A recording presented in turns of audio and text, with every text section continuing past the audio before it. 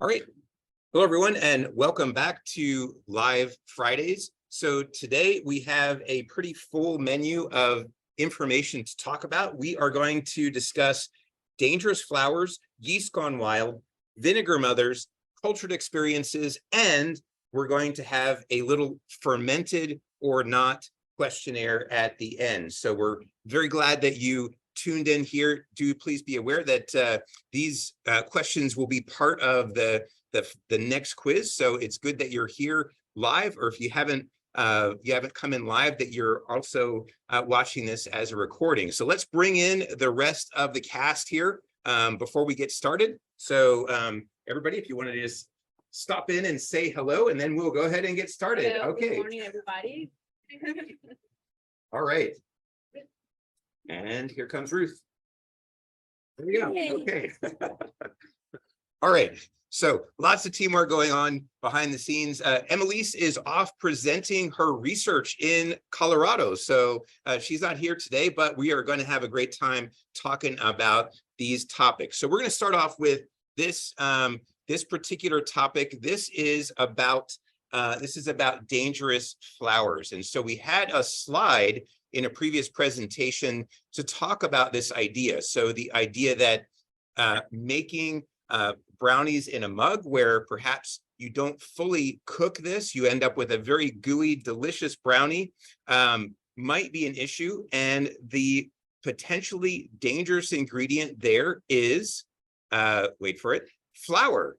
One of the things that we've discovered over time is that although flour has a very low water activity, it's very dry, it also has the ability to stabilize and harbor pathogens, so microbes which may cause us harm. And actually, flour now, and if you go to the grocery store, you should check this out. Flour now is going to have this warning. See if we can get this on camera here. See if I can focus the camera. All right, flour. Yeah, says this flour is raw. Do not eat raw flour, dough, or batter. Please cook fully before enjoying. All right, so when you think about things like cookie dough, you might think, oh, the issue is the eggs, and certainly eggs can be an issue in terms of things like salmonella. But now we know that dry foods like flour can also pose an issue. So what we've done to address that is you can actually pasteurize flour. You can actually heat flour to a small degree. You're not adding any water, you're just heating this dry material, and you can actually pasteurize flour to make it safe, just as we pasteurize milk and other liquid products. All right, so that is the idea behind these dangerous flours. So just be aware that when you put flour in as an ingredient, it should be either cooked or it should be pasteurized in some way to make it safe. All right, so now we are ready for, are we ready for Yeast Gone Wild? Yes, we are ready. All right, so here we go. Yeast Gone Wild. So guys, what do we have here is like instant yeast. I'm using this particular one. So what I'm gonna do is to have my water. So I'm gonna activate my yeast, and I'm gonna add to my water glucose. So do you know why I'm using glucose instead? So I have sugar here, like the regular sugar that we have at home.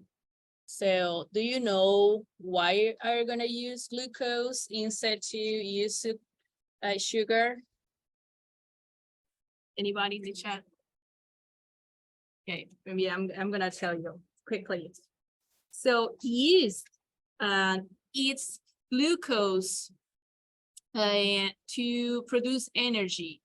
So if I use sucrose, it has to break it down to glucose and fructose. So it's going to take more time for that. So that is the reason that I'm using glucose to activate my yeast. And so I'm gonna add this quickly.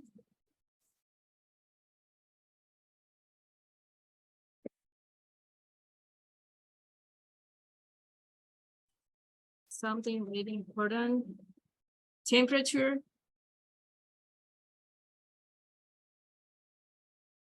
So we have to be between 45 Celsius degree and 50 Celsius degree, or between 120 and 130 Fahrenheit to activate the yeast. If we increase the temperature, we're gonna kill the yeast. So be careful. Now, add the yeast. We're gonna mix very well. Slowly.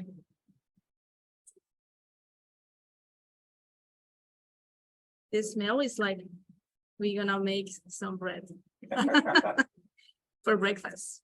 That would be good. So we will see what happened after that, but I already made one. So as you can see here, and this is an aqua.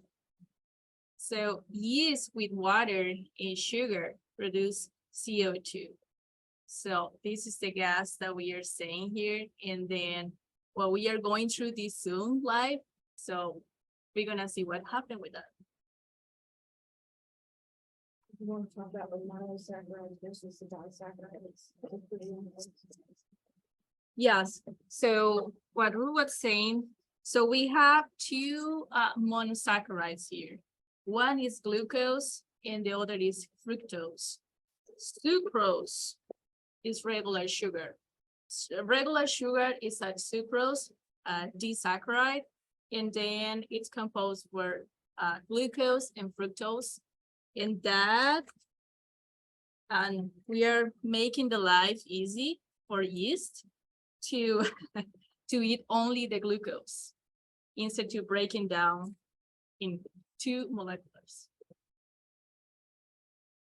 All right, so we're gonna wait for the yeast to produce some CO2. The smell is like alcohol, and so yeah, so we can make some bread today for the breakfast. So and you're gonna bake the bread because it's going to have dangerous. Dangerous Flour. flowers. All right. All right. Well, you all may be familiar with Mother's Day, and certainly Father's Day is coming up. But what you may not be familiar with is the idea that some vinegars come with something called a mother. And that mother is actually what we call a SCOBY. So that mother is actually a mix of yeast and bacteria. So Lena was just talking about pure yeast, adding pure yeast to water, adding some sugar and watching it go.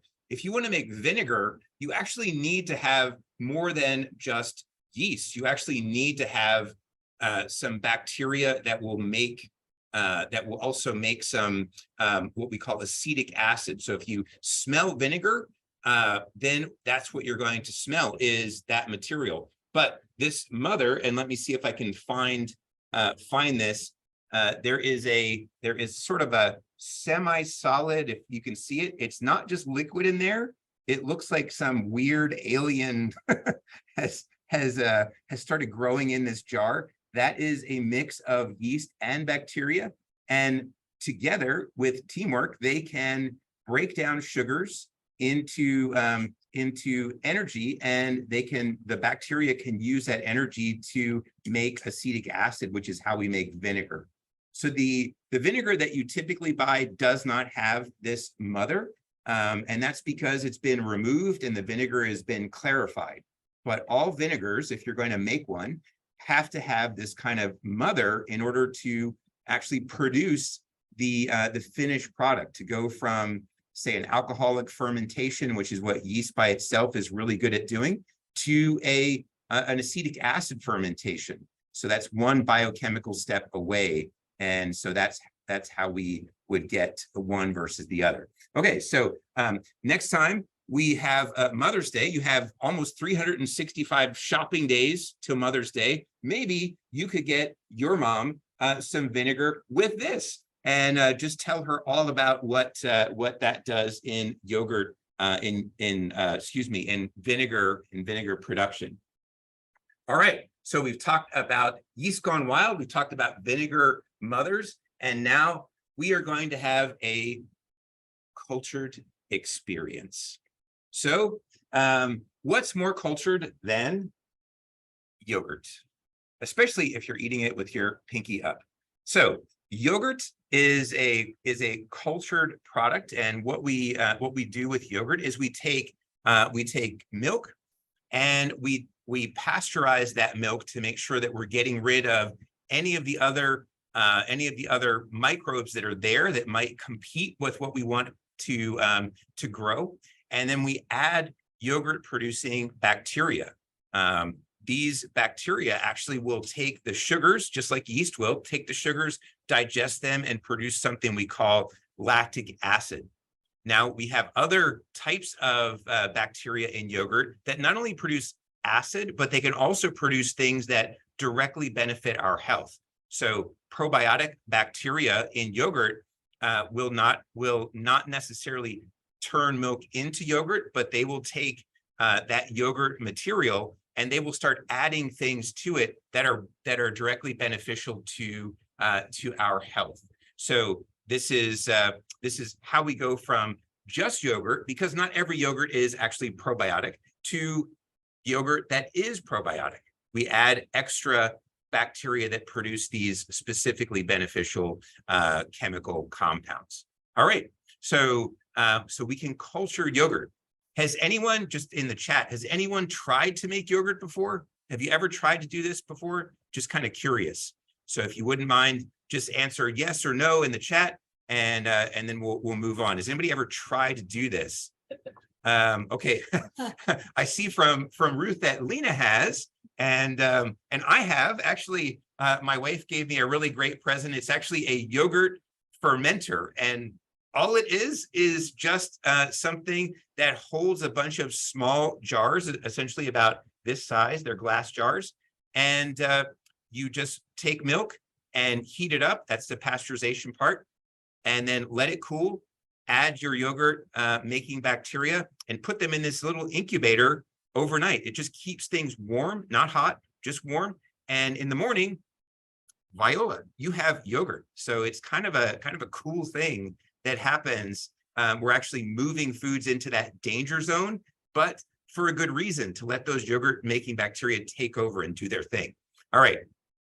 So it looks like that those in the chat haven't yet tried this. I just want to say this is super easy, and it's a lot of fun as long as you can keep that temperature literally right around body temperature, around 98 degrees Fahrenheit or 37 degrees Celsius. You can make yogurt, and the best and easiest way to do that is actually go to the store, buy whatever milk you want to make yogurt from, and then to get a plain yogurt and put a little bit of that plain yogurt in after you heat the milk, mix it up, let it sit overnight at that temperature, and you will have yogurt in the morning. If you want it thicker, you can add gelatin or you can add non-fat dry milk, and that will thicken things up. But essentially, that's how you make yogurt. So very cultured experience. All right. So to finish up here today, we're going to play a little game we call Fermented or Not. So Ruth's going to come over and help us play this game, Fermented or Not. So Ruth, you want to show some of these products, and we can let our live Zoomers guess as to which ones are fermented and which ones are not. Okay, here we go. Okay. So what do we have? This is Dole pineapple orange juice in a can. So it's been pasteurized but before it was pasteurized, it wasn't pasteurized, right? Does that mean it was fermented? Fermented or not? What do y'all think? Fermented or not? You want to go to my computer, so you can see the chat? Okay, not. Yes, it's not fermented. Okay. All right. Perfect. Here we go. Yeah, but do you know why did we pasteurize it? Or maybe even we went beyond pasteurization. Why did we do that? Did we just want to destroy all the vitamins? Because us, we don't want to have any vitamins.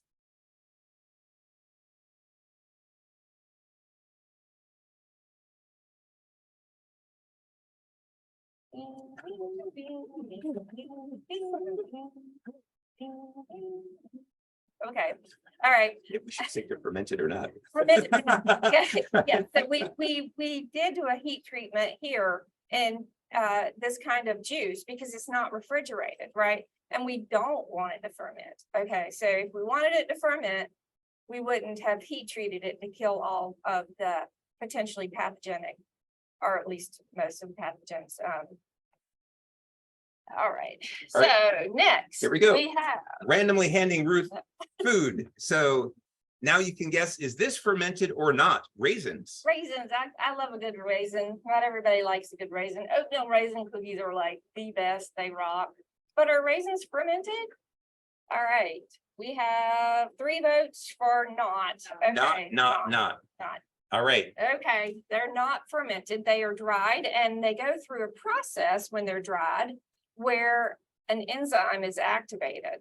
So these are actually produced usually by green grapes. But raisins aren't green, right? They turn brown. They turn brown because of that lovely enzyme, polyphenol oxidase. And some people tend to think of that as a fermentation, but it's not a microbial fermentation, right? It's an enzymatic process that's going on in that grape as it begins to dry into a raisin. All right. Next food. Ooh, I have green coffee, and I have some of the roasted coffee. Okay, fermented or Not not? fermented. Fermented or not? Green coffee smells kind of earthy and spicy. What do y'all think? Fermented or not? Yeah. Oh, Oh, wow. all right. You guys know this stuff. Okay, cool. Yeah, so coffee comes from a fruit, a cherry, and the cherry itself has to be removed, and how you remove it and what parts of it you remove and at what time it removes depends on the type of coffee that you're producing. But there is a resting stage before green coffee is ready to be sold as green coffee. It goes through a short fermentation. All right. So coffee wouldn't be coffee, wouldn't have the flavor of coffee without that essential fermentation step. Okay. All right. Let's see. What do we got next? Oh, go right ahead. Yeah, there we go. So what do we have there? I can't get used to this. Where the camera is, sorry. I would never make That's it. it. That's it, good. Never make it as a hand model. All right. Olives, fermented, not fermented, fermented, not fermented, fermented, not fermented, fermented, not fermented. This is the Ruth workout routine. Yeah. Okay. Yes. Okay, very good. Yes, they are fermented, right? And this is a particularly interesting trivia. Have you ever had a fresh olive? Anybody ever gone somewhere where they're growing olives? I've seen an olive tree. It wasn't the right season for it to be producing fruit, so I didn't get to try a fresh olive. Has anybody tried a fresh olive? No, okay. Well, okay, no, yeah. Don't do it. No, so, apparently, the part of the fermentation here gets rid of some of the very bitter flavor compounds that are naturally present in the olive. And so fermented olives are much more palatable. Anything else I was gonna say about olives? I don't know. Maybe we Okay. should switch to pickles. Oh, yeah, you put me in a pickle. Wow, yes. There we go. Yep, yep. Yep. Love some baseball. You ever see people get put in a pickle? Well, this is not that kind of pickle. This is a spear. Ooh, that sounds violent. Let's go crazy. All right, fermentation's gone wild. Kate says Not. not, yes. Okay. Okay, yeah, no, well, that's kind of interesting. So these are shelf-stable pickles, and they have gone through a fermentation. They've also then gone through a heat process before they're packaged, so that the fermentation doesn't continue. We, So yes to fermentation. yes, And pasteurization. Yes. So kind of rhymes. yes. Yep, fermentation, pasteurization. So Ruth, are all pickles fermented?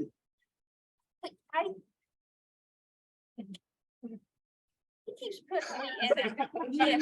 I mean, so you, the fresh pack pickles, and I'm sitting here going, I don't think fresh pack pickles are fermented because No. they're always refrigerated. Is that true? That's right. So yeah, back at home. So so my wife's family is from Argentina, and she made fresh packed eggplants pickles. And so the idea is that you would cook this eggplant slightly, and that's not to make it safe, it's just to make it tender.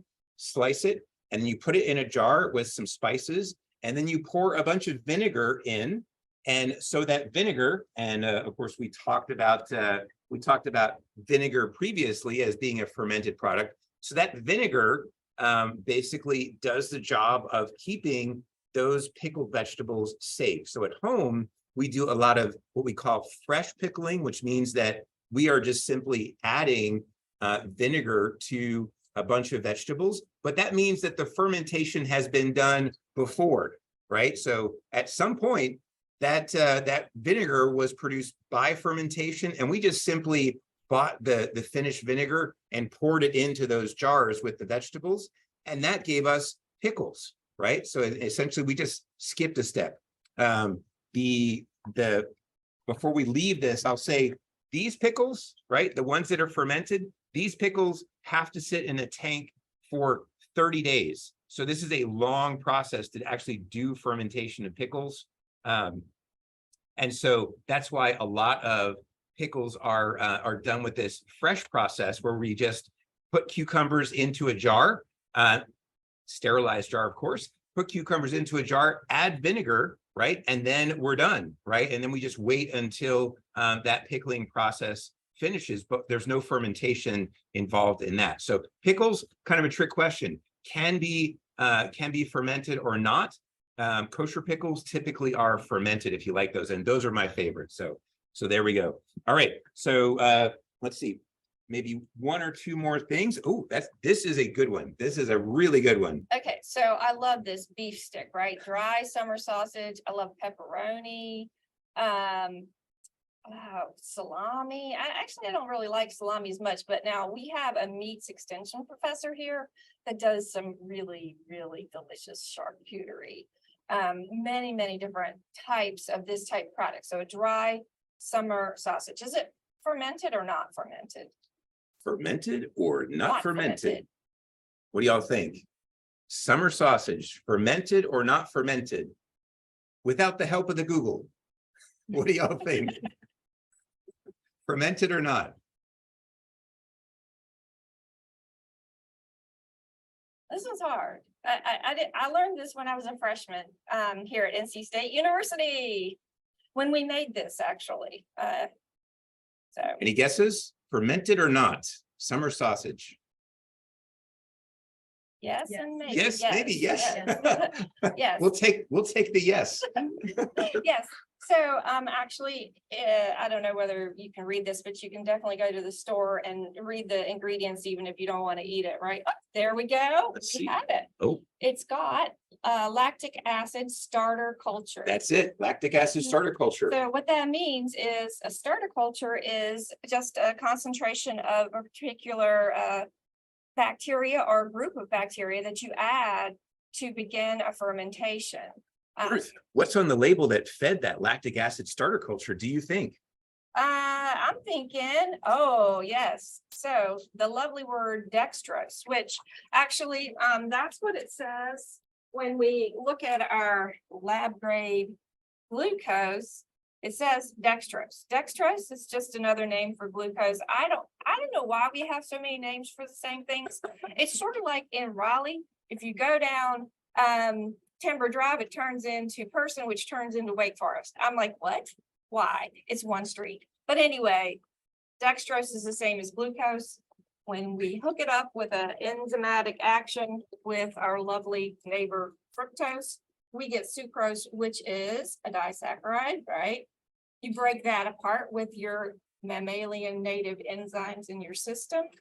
And then you take the fructose, turn it with another enzyme into, or you got it, dextrose, and then you can use it. So that's why if you put this in your fermentation, it's going to go a lot faster because it's have to go through the process of breaking the bond, then breaking another bond, and then starting. So if you want to remember one thing about many fermentations, could be yeast, could be bacteria, could be other types. Glucose is a go-to fuel. Fermentation loves glucose, and so it's often used by bacteria, by yeast, and other things to produce the finished product. So we have one more product to try out today, and here it is, Ruth. Okay. Let's ask the question: fermented or not? Soy sauce, fermented or not? And maybe we should ask, what's the raw ingredient for soy sauce? How do we make this? Fermented or not? Let's ask that first question. So is this sort of like sausages? If you like sausages, don't ask what's in sausages. yeah. All right. What do y'all think? So yes. Okay, very good. So yes, this is a fermented food. The question is, what are we fermenting and with what? Right? So a little bit more complex here. So what are we fermenting to make soy sauce, and with what are we fermenting it? There we go. Water, soybeans, wheat, salt, and I can't read the rest. Salt. Okay.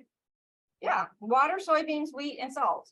I can guarantee you, if you put some flour in here, wheat flour, and some soybeans ground up, and some salt and some water, it's not going to look like this, is it? There's a special process it has to go through, right? So what do y'all think is the thing that's getting fermented? That's a pretty short ingredient list, right? What do y'all think is getting fermented in this process? What do y'all think is getting fermentation? Soybeans. Okay, yeah. So we're fermenting soybeans. We're probably getting a little help from breakdown of that wheat. Maybe we're getting some sugar from that side for fuel. What's doing the fermentation? What's doing the fermentation here? Is it the yeast that Lena talked about? Is it some SCOBY related material that ferments vinegar? Is it something else? What is doing the fermentation here? Which we often think is just a spoilage microbe, not necessarily used for fermentation. What's doing the fermentation here?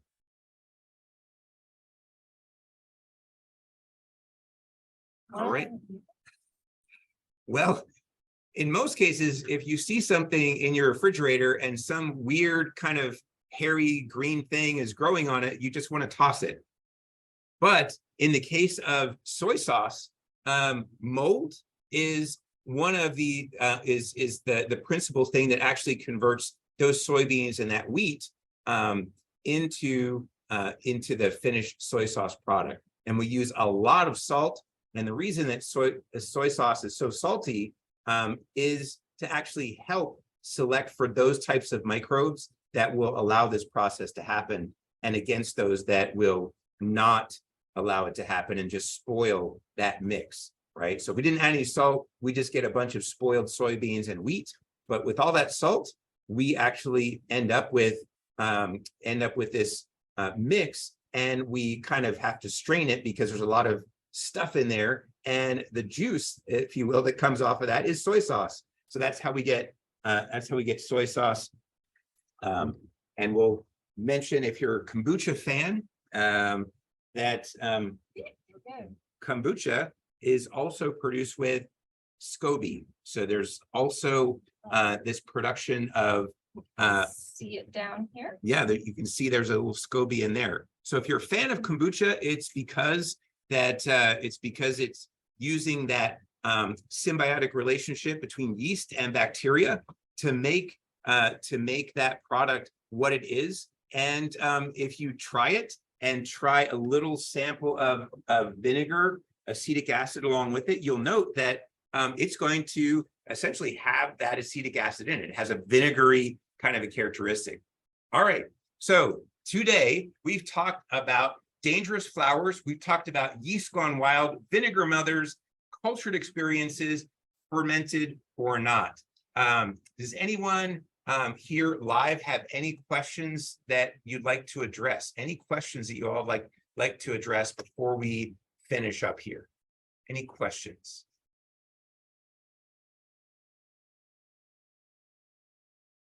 All right.